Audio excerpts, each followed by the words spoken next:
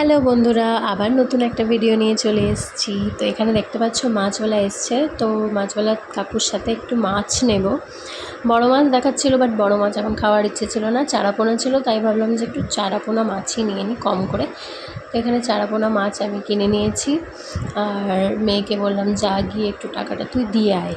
তো ও গিয়ে আবার টাকা দিয়ে এলো। আর দেখতে পাচ্ছ প্রচণ্ড রোদ, প্রচুর রোদ্দুর, গরম পড়ে গেছে সবারই, ওদিকে দেখছো। আস্তে আস্তে গরম আরও বাড়বে। তো এখানে মা রান্না করেছে অলরেডি আগেই ঢ্যাঁড়সের একটা তরকারি, পাতলা ঝোলের মতো করেছে। ঢ্যাঁড়স বেগুন টেগুন দিয়ে গরমে এরম পাতলা পাতলা খাবার খাওয়াই যায়। তো এখানে দেখো আমরা মাংস রান্না করব, তো সেটা আর দিনের বেলা করলাম না, রাতের জন্য ম্যারিনেট করে রাখবো। মাছেও নুন হলুদ মাখিয়ে নিয়েছি, মাছটাও রান্না করে নেব। আর এখানে মুসুরের ডাল সেদ্ধ হয়ে গেছে। তো ডালটা আমি সাঁতলে নেবো, এখনও হয়নি সাঁতলানো। দেখো মেয়ে রান্না করতে করতে ও কী করছে দেখো, এখানে আলু বিক্রি করছেন।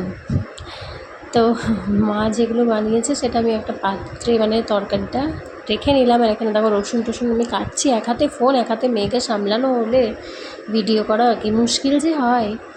যাই হোক, এখানে আমি ডালটা সাঁতলে নিচ্ছি, পাতলা করে নিচ্ছি। একটু মুসুরির ডাল রসুন দিয়ে টমেটো দিয়ে পাতলা খেতে খুবই ভালো লাগে।